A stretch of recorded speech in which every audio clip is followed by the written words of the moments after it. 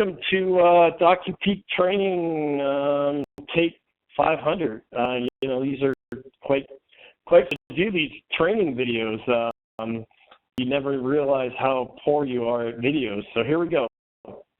What I'm going to do is I'm going to go to the main page for DocuPeak, system2.webbyplex.com.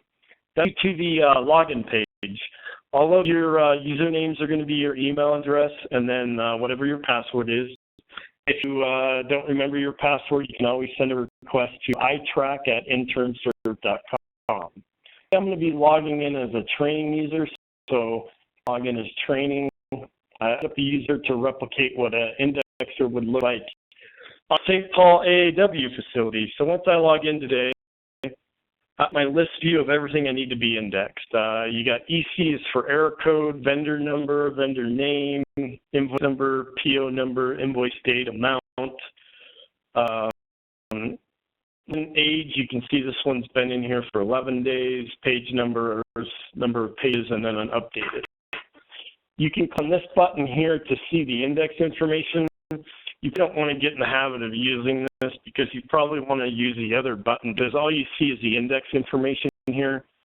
If under the other view, you'll notice that I actually can see the document and the index information, which is helpful because you want to be viewing the document as you review the index information. So on screen here, you can see I've got an invoice for Priority 1 forklift service. We're using a third party to pre-index our documents. It's a company called Scanning America. And what they do is they look at the vendor here, and then they update the vendor field over here. So we want to validate to make sure that the vendor is getting updated properly. They update the invoice number right here, the invoice date, invoice amount. They're updating the location. The location's updated based on the ship-to address here. So if the locations are not properly being updated, we'll get back to our vendors to make sure that they're updating our two addresses. So let's get this invoice here. I'm looking at it here, and this happens to be a rebill invoice. What I want to do here is I'll eventually delete this expense. You can either keep it for now for rent purposes, or you can delete it. I'm going to add an item. So whenever we're rebilling stuff, we're going to be coding the items to 48600. Type in 48600 rebills here. I can do my search here. And then all of the items for that. And you can see it selected rebills here. I check my checkbox here.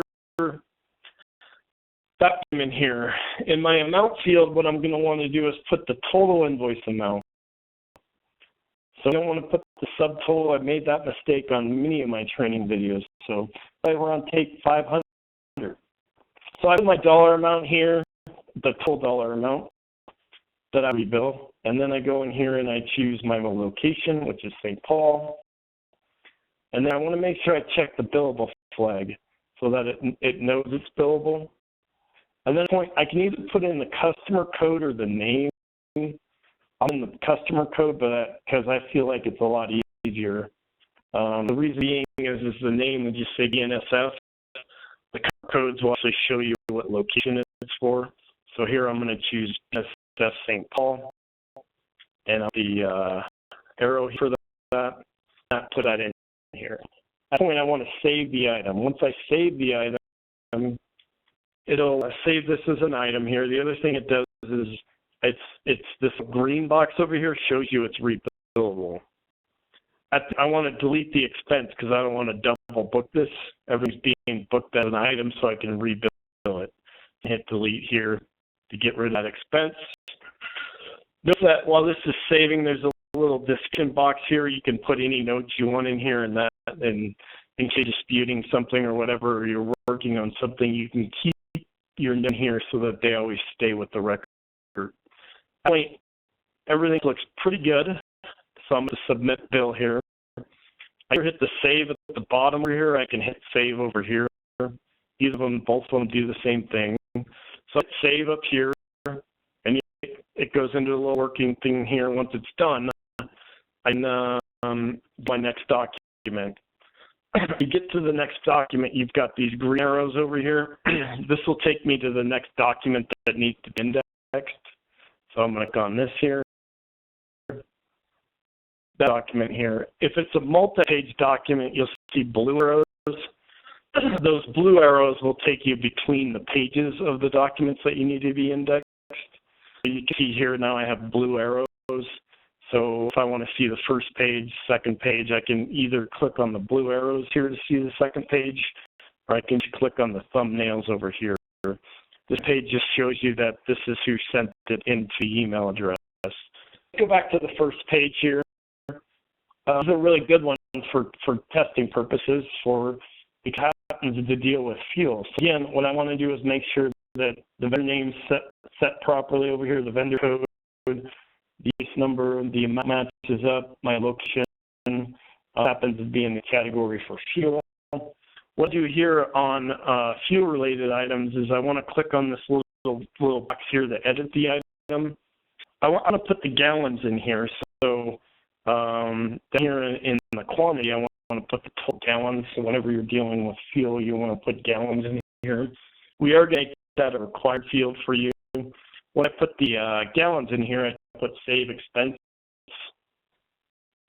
And then go back up to the top and hit submit bill. Everything looks good. And I have the item. Once the item, I can continue to go through my next document that needs to be indexed. So view this one, and you can just keep going through this over and over until you don't have any more documents that need to be indexed. The G&K services, I look at everything here. Everything looks pretty good. Dollar amount looks good. I can hover over the account over here, and it me the description of the account. Does it do that? Was it working for you? Here we go. It was a little slow, but when I hover over it again here, it dropped down on the, it'll jump what the repairs and maintenance, supplies, building material. If everything's good here, I can hit submit bill, and I can hit save here.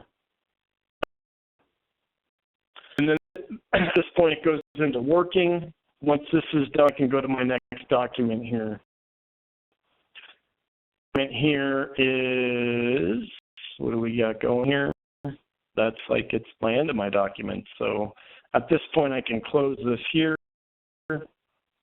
Back to my list. You notice now in my list, all the other documents are in here. The only thing I have left is a PO, which if you're seeing POs in here, they need to be received in NetSuite. All right, thank you for the training session today. Any questions, please feel free to reach out to us.